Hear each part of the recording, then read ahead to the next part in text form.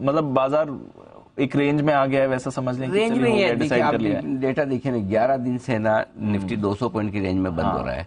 12 दिन से 10 दिन से निफ्टी 400 पॉइंट की रेंज में इंट्राडे में ट्रेड कर रहा है। ठीक है, मतलब 2 हफ्ते हो गए आपको। बैंक निफ्टी का देखिए, 12 दिन से बैंक निफ्टी 950 पॉइंट की रेंज में बंद हो रहा है, यानी ब्रॉडली 39,000 से 40,000।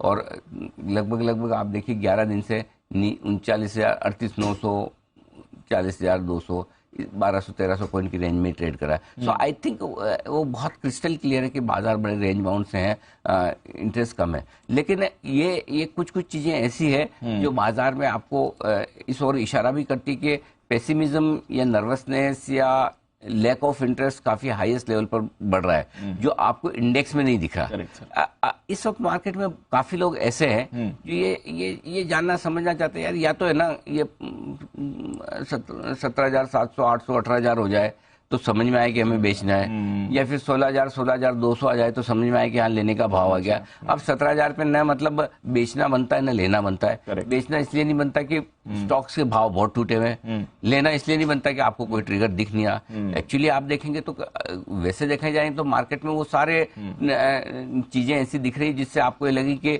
बाजार में धीमे धीमे खरीदारी की शुरुआत होनी चाहिए। एक, इंटरेस्ट किसी का नहीं है, लेना किसी को नहीं है, सब अंडर ऑन्ड है, पहले लेके बैठे तो बैठे हैं। दूसरा आप देखिए ब्रॉडर मार्केट का हाल। ब्रॉडर मार्केट में तो इंडेक्स आपका ऑलरेडी 16,000 है, right. Mid cap small cap शेयरों में आप देखिए जितने बढ़ने वाले उसके सामने घटने वाले काफी कम है। करेक्ट।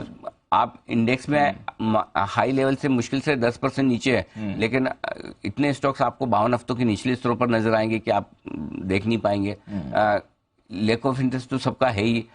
एफआईस की इंडेक्स लॉन्ग पोजीशन 12-15% के आसपास है, जो लोएस्ट लेवल के आसपास चल रही है, लाइफ टाइम लो के आसपास चल रही है। सो आई थिंक ये सारे फैक्टर्स ऐसे हैं जो ये दिखा रहे हैं कि बाजार इन सब फैक्टर्स के दम पर ही ऊपर जाने की कोशिश करता है। वो सारे हैं, अब ट्रिगर चाहिए, राइट।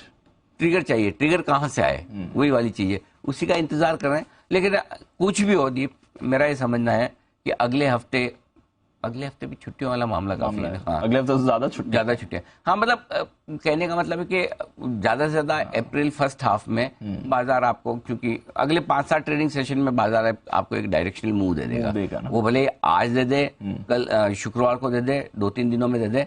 और वो मूव सिंपल सी चीज है कि 16,800 के नीचे बंद होता है तो समझ लेना नीचे जाने की तैयारी है।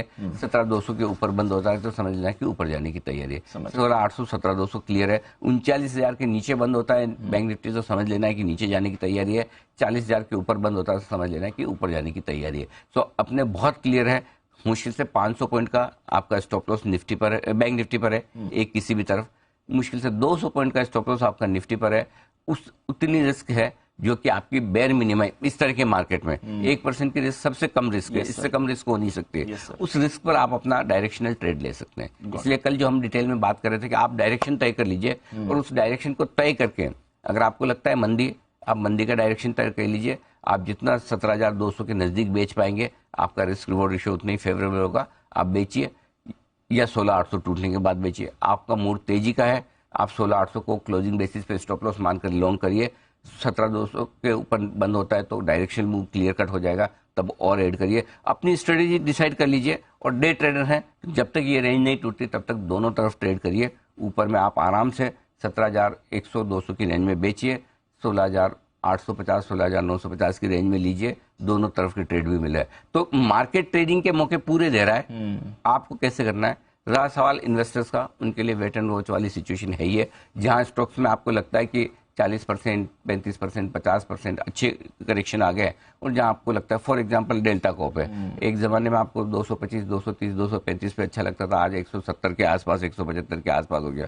हो सकता है 150 आ जाए, 160 आ जाए, तो आपके लिए अट्रैक्टिव लेवल हो सकते हैं जहां आप पैसा लगाने की सोच सकते हैं।